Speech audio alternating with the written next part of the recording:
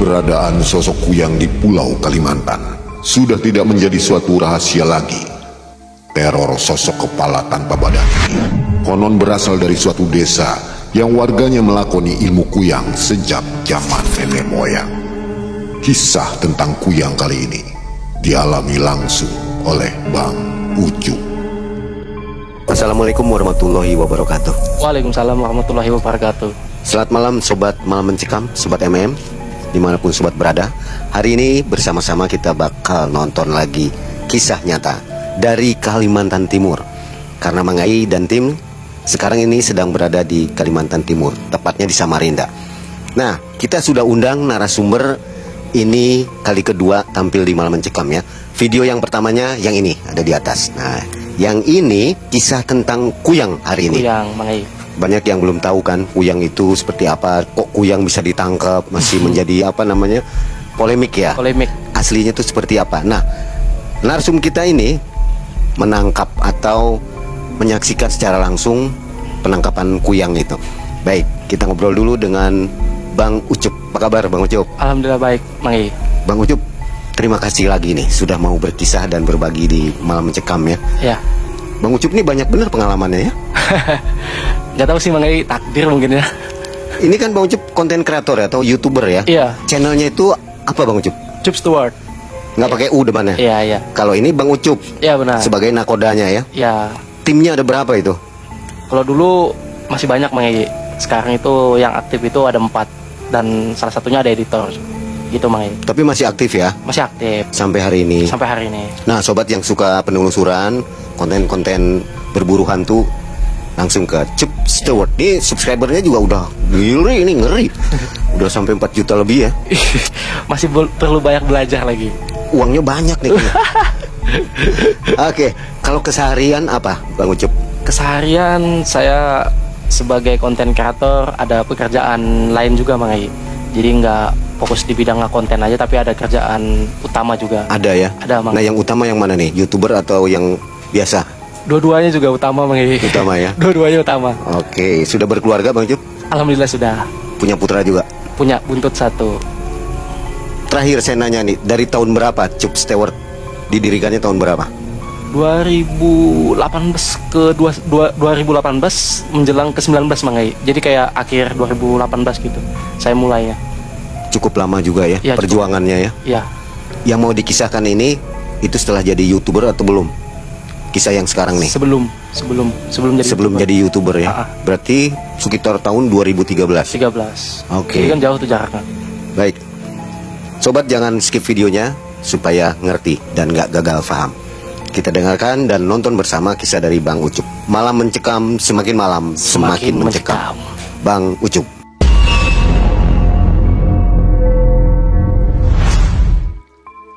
Jadi gini Mang Ai, pada tahun 2013 saya itu awalnya dari Samarinda Mang Ai.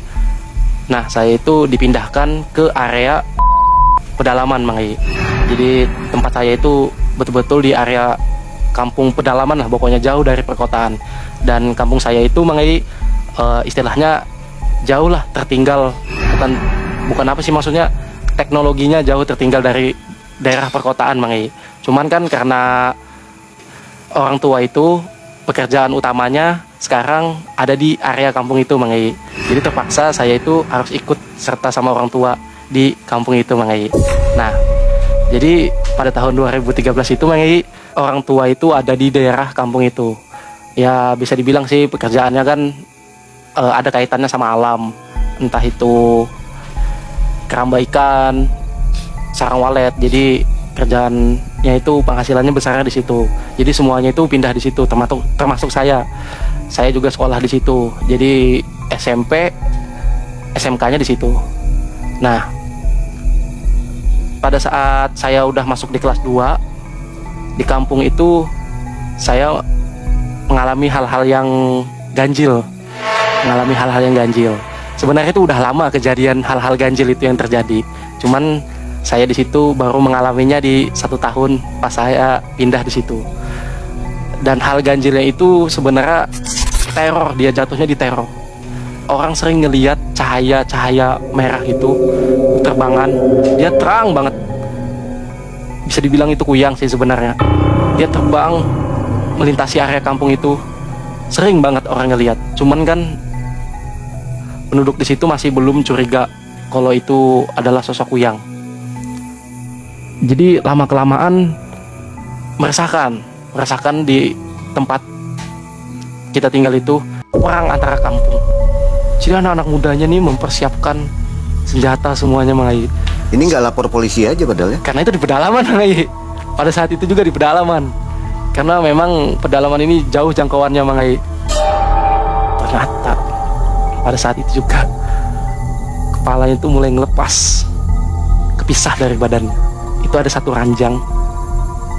Nah, ranjang itu disediakan buat proses pelepasan kepala itu. Dia baring, lepas.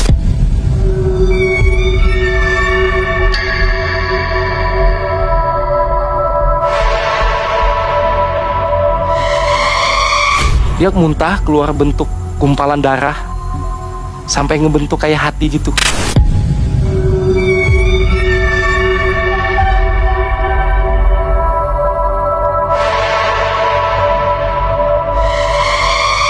Itu aku ngeliatnya sudah shock banget Mang Ai. Di depan mata keluar tuh banyak darahnya itu. Bahkan ada kejadiannya orang hamil itu diganggu. Jadi kayak apa ya, janinnya itu hilang gitu. Hamil 3 bulan itu sempat kejadian janinnya itu hilang begitu aja, nggak tahu penyebabnya apa. Setelah ditelusurin sama orang pintar di area kampung itu, ternyata penyebab utamanya itu tadi yang sering kita lihat itu adalah cahaya merah yang selalu bertebangan. Biasanya dia muncul itu sekitar jam 12 lewat lah, orang pada tiduran dia udah mulai beraksi tuh. Nah, disitulah kejanggalan awal mulanya di kampung itu. Jadi semuanya itu pada ngumpul tuh, kayak apa istilahnya Mang Ai ya, musyawarah gitu, dikumpulkan semua warga untuk berdebat ada apa sih yang neror di kampung itu Mang Ai ya. Termasuk saya di situ nyaksikan juga, rame-rame menyaksikan. Nah, jadi dicari tahu tuh Mang Ai penyebabnya, asalnya cahaya itu di mana. Jadi kayak dibagi tugas tuh Mang Ai. Jadi kayak dikumpulin para pemuda-pemuda yang di situ, dikasih tugas per shift 1 malam. Malam ini beda-beda tugasnya buat memantau asal mulanya cahaya itu. Ada siskamling gitu ya? Ada siskamlingnya. Kan bedanya kalau di daerah kota kan siskamlingnya jaga maling. Kalau di situ Jaga hantu. jaga hantu dia. Jadi apa ya? Istilahnya di sana itu nggak ada maling sebenarnya, kayak tingkat kriminalitasnya itu sedikit. Karena memang daerah pedalaman itu jarang banget ada maling gitu. Jadi ya itu tadi diadakan pos kamling dadakan. Jadi anak-anak muda di situ pada jaga-jaga di area sisi-sisi kampung itu. Bukan cuman berapa ya, kemarin itu saya ingatnya di setiap sudut gang itu ada sekitar 3 orang. Jadi banyak itu yang jaga. Nah, mereka itu bedanya jaganya itu nggak kayak di pos kamling pada umumnya yang ada di pos gitu Mang Ai. Jadi dia itu sembunyi-sembunyi, kayak ngintai gitu loh. Istilahnya mereka itu jaganya itu kayak di dalam rumah, sembunyi-sembunyi buat mengintai situasi yang ada di sekitar area kampung itu. Akhirnya ketemu tuh titik terangnya pada saat itu mungkin sekitar jam 1. Dia lewat tuh melintas cahaya itu. Diikutin. Ternyata setelah diikutin, dia mengarahnya itu ke salah satu rumah. Cahayanya seperti apa? Cahayanya itu merah, campur keputih-putihan, dan itu terang banget Mang Ai, asli terang banget. Sampai-sampai seluruh area sekitar ini kelihatan cahayanya saking terangnya kalau dia lewat itu. Seperti petromak gitu, lampu petromak. Bisa dibilang terang, warna putih tapi cahayanya Mang Ai. Berpijar seperti api enggak? Kalau yang saya lihat kemarin tuh, yang saya lihat dia nggak berpijar seperti api, dia itu putih aja kayak bola gitu. Cuman cahaya biasanya itu terang. Semua yang dia lewatin itu kelihatan, pokoknya kelihatan. Jadi kalau dia lewat itu di atas kepala ya Mang Ai ya. Jadi kita itu tiba-tiba ngerasa terang aja di sekitar kita. Oh, tandanya itu ada dia. Terang banget pokoknya. Jadi cahayanya tuh putih tapi campur ke merah-merahan gitu. Ada kehijau-hijauannya juga sedikit. Dan itu ada percikan kayak api di belakangnya. Percikan-percikannya itu baru dia suara Mang Ai, bersuara. Itu dia kalau terbang. Nah, kalau saat posisi dia tahu ngelihat kita, dia cepat terbang. Tapi kalau dia nggak tahu, posisi dia nggak tahu ngelihat ada orang, dia lambat aja tuh dia terbang. Akhirnya ketahuan tuh posisi cahayanya tuh Mang Ai. Dia mengarah ke satu tempat yang dimana di situ ada orang hamil lagi. Dia beraksi tuh ke rumah itu Mang Ai. Dan warga itu kompak, dia nggak langsung menciduk. Dia nggak langsung menciduk itu cahaya. Dibiarin aja dulu. Setelah dibiarin, akhirnya dilihat ternyata itu benar Kuyang Mang Ai. Dia mau melakukan aksinya buat ngambil janin tersebut. Akhirnya ketahuan sama pemilik rumah tadi. Jadi dia itu mengarah ke rumah tadi Mang Ai ya. Di rumah itu kan ada orang hamil. Karena kan orang hamil itu bagi Kuyang itu baunya harum. Jadi dia terangsang buat ke sana. Kira dia ke rumah itu, dia itu nggak langsung masuk Mang Ai. Dia ke bawah, kalau kita sebut itu kolongan. Jadi rumah orang zaman dulu kan tuh tinggi-tinggi Mang Ai ya. Ada spes di bawah rumah itu. Jadi di bawah itu Mang Ai. Nah, dia mau beraksi itu. Jadi dia ngeluarin lidahnya itu lewat sela-sela rumah itu. Akhirnya Mang Ai ketahuan sama si pemilik rumah itu. Bek. Suaminya langsung kaget. Dia langsung teriak tuh, "Weh, Kuyang, Kuyang, Kuyang!" Langsung dia ambil parang keluar. Jadi warga yang ngintai tadi itu ikutan panik Mang Ai. Jadi sama-sama semuanya ingin menciduk tuh Mang Ai. Jadi rame-rame tuh diserang Kuyang, Kuyang, Kuyang. Jadi Kuyangnya itu langsung spontan lari cepat. Dia udah begitu merasa terancam, dia langsung lari, pus, ngilang. Jadi warga tadi kebingungan ngilangnya kemana. Saking cepatnya Kuyang itu lari. Nah di situ kita udah mulai buntu, nggak tahu asal usulnya di mana. Kuyang itu berasal dari mana. Jadi setelah kehilangan jejak Mang Ai, itu semua warga pada kebingungan, ngatur strategi lagi Mang Ai di hari berikutnya. Di hari esoknya mereka semakin banyak lagi ditambah personil buat jaga-jaga di area kampung itu Mang Ai. Tapi sama sekali nggak ada membuahkan hasil, nggak ada tanda-tanda dia juga Mang Ai. Padahal di situ di kampung itu ada beberapa orang yang hamil. Di hari berikutnya begitu juga nggak ada tanda-tanda sama sekali. Nah, sampai di hari, kalau nggak salah itu hari ke-7 setelah yang awal mula jaga-jaga tadi Mang Ai ya, sampai di hari ke-7 itu akhirnya menemukan titik terang lagi keberadaan Kuyang. Jadi di situ ada salah satu warga Mang Ai. Dia itu iseng, dia itu kalau nggak salah dia sedang mencari kayu bakar. Dia masuk ke area pinggir hutan, dia ngeliat di salah satu rumah ada keluar cahaya Mang Ai. Keluar cahaya merah dari arah rumah itu. Rumah itu posisinya berada di ujung kampung, tapi tetap satu kampung. Jadi dia ngeliat ada cahaya yang naik dari rumah itu, langsung mengarah ke pertengahan kampung. Pada saat itu juga warga-warga yang lain sedang berjagaan. Waktu itu posisi di mana? Posisinya? Posisi saya Ucup. itu ikut sama om saya, ikut jaga. Tapi namanya saya masih SMK, jadi saya nggak terlalu banyak ikut bergelut Mang Ai. Jadi mereka semua yang jaga itu pada bawa golok semua tuh Mang Ai. Jadi mereka itu siap tempur tuh. Begitu ada Kuyang mereka langsung serang. Jadi mentalnya mereka itu udah siap tempur gitu. Pokoknya kalau ada Kuyang langsung dikejar tuh semuanya. Nah posisi saya itu udah ngikut-ngikut aja, ngikut-ngikut om saya ngeliatin. Nah pada saat itu kan Kuyangnya udah ketahuan tuh sama yang bapak-bapak yang mencari kayu tadi. Dia ngeliat ada cahaya keluar dari arah rumah itu menuju ke perkampungan tengah. Dia kan ada perkampungan tengah, ada perkampungan pinggir, hulu sama hilir. Dia menuju ke perkampungan tengah.